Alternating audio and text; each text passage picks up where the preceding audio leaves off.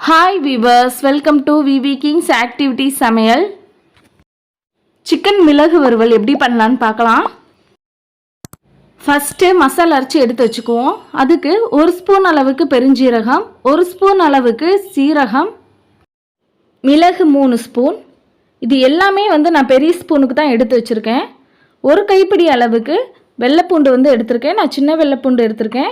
நீங்கள் பெரிய சைஸில் இருந்தது அப்படின்னா நீங்கள் 5 பூண்டு அளவு எடுத்துக்கோங்க. எல்லாத்தையும் நான் அரைச்சி எடுத்துட்டேன். இதில் நான் தண்ணி எதுவும் சேர்க்காம தான் அரைச்சிருக்கேன். மையாக இருக்கிற மாதிரி அரைச்சி எடுத்துக்கோங்க. அடுப்பில் நான் குக்கர் வச்சுருக்கேன். குக்கர் நல்லா காஞ்சிருச்சு. இப்போ தேவையான அளவு நான் நல்லெண்ணெய் ஊற்றிக்கிறேன். உங்கள்கிட்ட ரீஃபைண்ட் ஆயில் தான் இருக்குன்னா நீங்கள் ரீஃபைண்ட் ஆயில் கூட சேர்த்துக்கோங்க. எண்ணெய் காஞ்சிருச்சு. இதில் 1/2 ஸ்பூன் அளவுக்கு பெருஞ்சீரகம் சேர்த்துருக்கேன். ஒரு பெரிய வெங்காயத்தை நான் குட்டியாக கட் பண்ணி அதையும் இதோடு சேர்த்துருக்கேன். கண்ணாடி பதம் வந்தவுடனே இப்போ 3/4 கிலோ அளவுக்கு நான் சிக்கன் எடுத்து வச்சுருக்கேன். அதையும் இதோடு சேர்த்து நல்லா வதக்கிக்கிறேன்.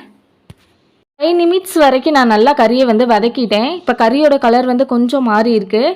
இந்த ஸ்டேஜில் 1/2 ஸ்பூன் அளவுக்கு நான் மஞ்சத்தூள் இதோடு சேர்த்து நல்லா கிளறி விட்டுக்கிறேன். இதுக்கப்புறம் நம்ம அரைச்சி வச்சுருந்த மசாலாவை நம்ம இதோட சேர்த்து நல்லா கிளறி விட்டுக்குவோம். தேவையான அளவு உப்பு, 1/2 ஸ்பூன் தனி மிளகாய் பொடி. சிக்கன்லேயே நம்மளுக்கு தண்ணி இருக்கும். நம்ம வேக வைக்கும் போதே தண்ணி விட ஆரம்பிச்சிரும். அதனால பெரிய கிளாஸ்க்கு 1/2 கிளாஸ் அளவுக்கு தண்ணி நான் சேர்த்துக்கிறேன். சேர்த்து நல்லா கலந்து விட்டுட்டு குக்கர் நான் மூடி வச்சிட போகிறேன். மூடி வச்சு 3 விசில் அடிக்கட்டும். அதுக்கப்புறம் எப்படி இருக்குன்னு பார்க்கலாம். இப்போ நான் குக்கரை ஓப்பன் பண்ணிட்டேன்.